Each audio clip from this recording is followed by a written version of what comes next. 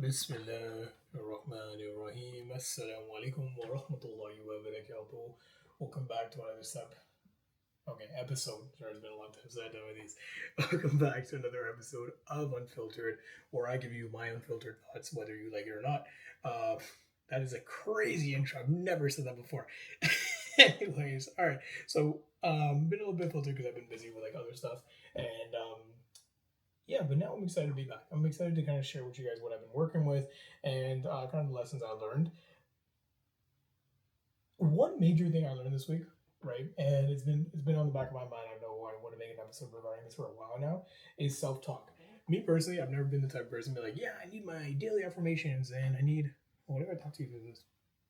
No, you can't really see me. Anyways, this is why I edit a bunch of things because I can't focus. Right now I'm like focused on like everything else. I can't even see the screen, and I'm like tweeting. Anyways, self talk is something that I recently encountered, if you will. I'm like a caveman discovering fire at this point. Self talk isn't something new. It's not something that I've invented necessarily. I mean, anything I've done is from the Willis Mandela and is only to be accredited to Willis Mandela. Just for the record, if I ever claim anything, just throw a stone at me or something. Anyways, self talk is huge, and we talk a lot about not self talk, about tying your camel, trust Mandela, and trusting fate and making sure that you're making forward progress. But self talk is something that I didn't even factor into the equation and plays a major role in terms of how well of an output you can put out and overall your mental health too. I think that's something I want to kind of be more open about. Pursuing something like medicine and pursuing a career like that, you're going to have struggles mentally and physically and just like with your overall confidence. And I think it's very important that I share that out so anyone struggling with that doesn't feel isolated and alone. Um, but yeah, self taught, the topic for today. Studying for giants in RSS is not a fun time, right? Anyone who tells you is like, oh wow, I've had a great time studying this, they're lying. They just got like ice caps and were like, yeah, this is a good time. I don't really care. Maybe I don't know if they're lying. I don't want to accuse them, but basically for me, it's always been hard. Whatever test I had, I'm a big assignment guy. I'd rather show you how I can apply my knowledge, but we're not getting into this right now. When I've been studying for these tests, I've been doing my practice tests, doing all the practice questions.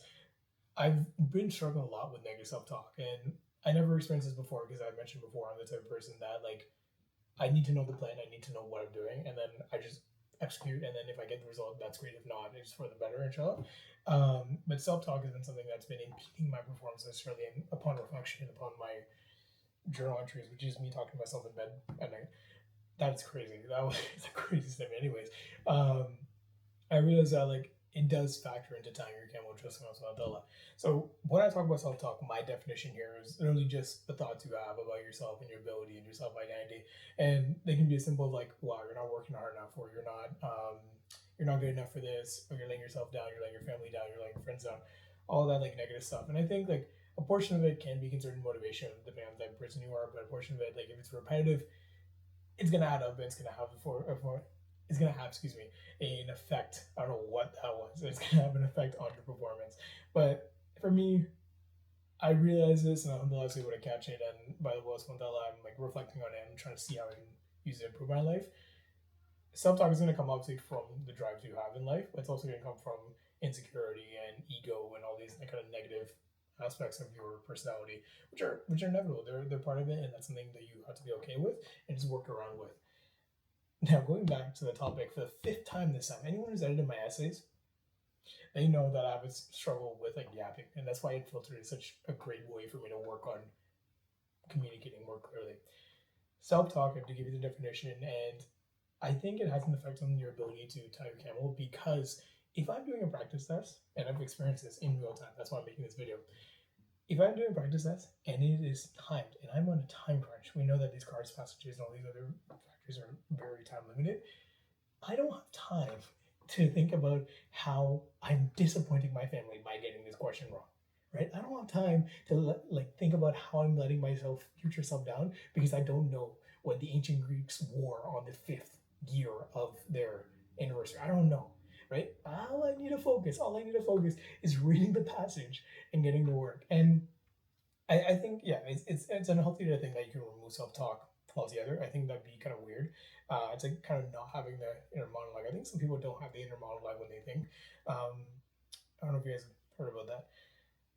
Getting off track, anyways. But basically I was like, dude, this is like something I've ignored for so long, and it's having such a negative impact on like how well I perform. I'm literally losing points because I'm thinking about something I shouldn't be thinking. And a good portion of that is focus, right? Having focus and being able to kind of pay attention to the actual subject matter. But another portion of it is your mindset going into things. So today I want to go over a couple key things that I'm going to be doing to limit my negative self-talk, increase maybe positive self-talk. I don't know. Not really fully on board with like affirmation just yet. We'll see. Maybe we'll try it and see where it goes. But the first step, obviously, is making sure that like your intention is right. For me, a lot of my intentions or what I try to do is to please Allah subhanahu wa ta'ala, right? I want to make sure that anything I do in this world can be attributed to please Allah subhanahu wa ta'ala and therefore can be a reward for me on the day of judgment. And honestly, everyone struggles with intention. It's something that's easier said than done. And for the longest time, I didn't even know what a pure intention meant. I don't even know if I know anymore either. But the point I'm trying to make is that make sure your intention is right. Because if your goal is clear, you're not going to have all these confounding factors, right? If my goal is clearly I'm studying so I can be whatever career, so I can help people, so I can please Allah, I shouldn't have to worry about like disappointing my family, disappointing myself, being a burden on it. Like it's not gonna come to mind as long as I have that pure intention and I'm working towards that. And that's one thing that's gonna help you as long as your intention is pure as well. The next thing is making sure that your mind is kind of clear. The reason I did these videos and why I started this series because I wanted to basically have an outlet for my thoughts, to have a way to document it for my future self, and basically share my thoughts so maybe it can help someone else in the process. Share with my intention once again, helping new people.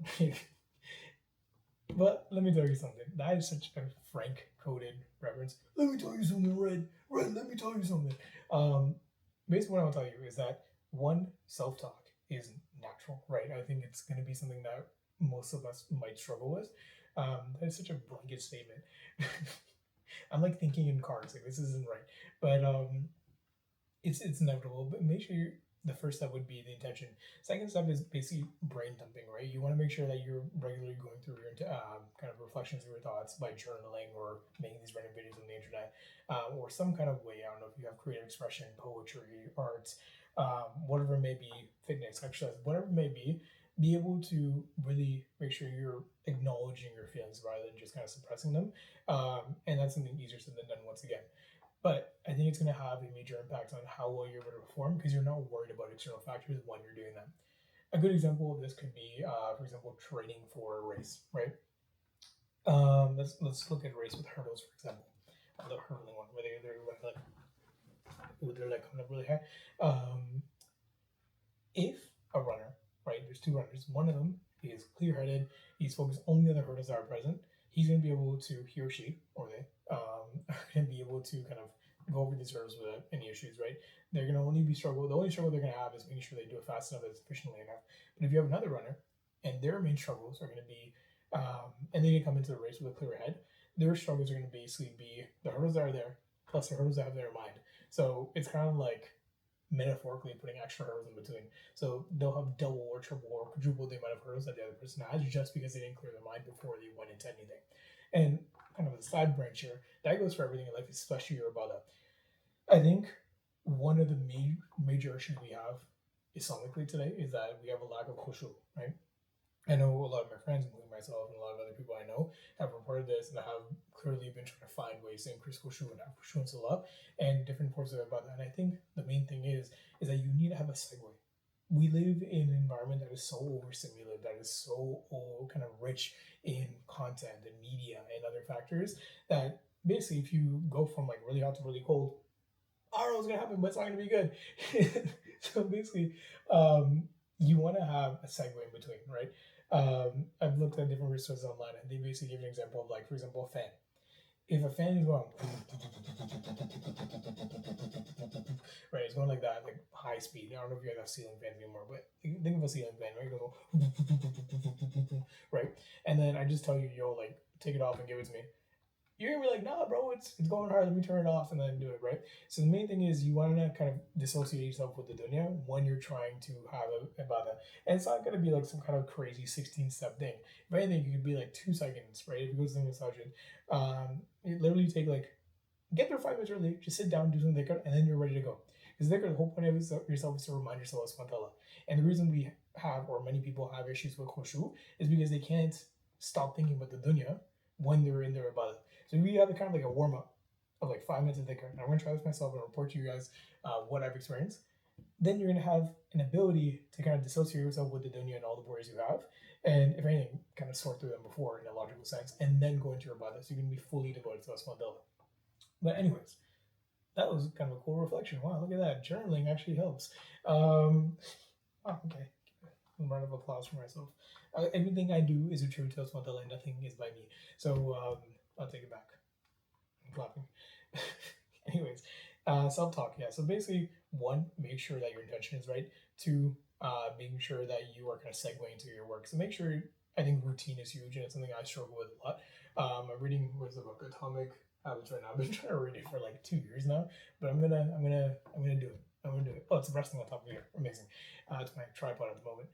But basically, if we look at anything, the third step is always the one where people are like, "Oh, make sure you're ready for step three." Step three is just make sure you have an intention. Not like intention. I guess I've already touched on that, but just be conscious of like what you're talking to yourself about, right? Because as soon as you become conscious of those negative thoughts, they seem really trivial, but when you're actually experiencing it, it seems really heavy and very hard, and that's normal, right? Because oftentimes we make things out to be worse than they are, and that's okay. But you have to be conscious of what your thoughts are. I will wrap this up by saying that I had like absolutely no basis of giving this advice. This is just something that I've experienced. It's something that I felt has helped me, and something that I will continue to use to help me perform my best. But hopefully, inshallah, these ways, these methods are going to basically help you kind of focus better and have better output. And then having negative self-talk is going to affect your ability to tie your camel. A lot of people think that tying your camel just means. Did I talk about this in this video yet? I don't know. I've talked about it before. I've like done this multiple times before too. But tying your camel to Esfandala is just basically having the idea that do all the work you can and then make dua to Esfandala, right? Because that's a golden advice that I've given in the previous video from my parents. Esfandala, be pleased with them and have mercy on them and grant them Jannah for those. Ameen, ameen, ameen. But tying your camel doesn't just come to how much effort you can put out, right? It doesn't matter how many reps you do on bench press, and then you pray Esfandala, you're not going to magically be able to bench 4 or 5. Right? You have to have a systematic approach. You have to have an approach that's untainted by kind of negative self-talk, self-doubt, and all these things. So a good portion of that, of tying your camel, is making sure that your rope is prepared, right? Does your rope have reps in it? Does it have things? You want to make sure you take the best possible steps in this dunya and then go to Swantala. Well, you can still go in the process as well. So you go to Swantala whenever you want, right? If you're struggling with anything, Aswan is only one intention away, only one thought away, if any. He's always with you, right? So it's very important that you take all the steps you have and make sure you make dua between, but you want to make sure that the effort isn't the only thing that's going in. You want to make sure you put effort in the preparation as well. Not to say that you should only be preparing and all that stuff. We know action is very important. Perfectionism is our enemy, but it's something we can achieve. But you want to make sure that you take the necessary steps to prepare yourself for the work you're going to do, so that lack of preparation, that lack of consciousness, and lack of kind of mindfulness necessarily is not affecting your output. All right, I think that's enough of my random rant. It's a weird way to end the video. But I think one thing you can take away, if anything, from this video is you are capable, no matter what your negative self-thoughts tell you about. You are very capable of whatever you want to do. And I think it's just a matter of really focusing on how we can, one, mitigate those negative self-thoughts, maybe invalidate them, whatever it may be, but kind of work around them. Because those can be negative, very disruptive. And you're not weak for having these self-thoughts, right? Thoughts. You're not weak for having that. It's just a matter of you managing them a little bit better. So with that, I pray for all of you and grant you guys, I just want to grant you guys Jannah Firdaus, and we will see you guys in the next episode of Unfiltered.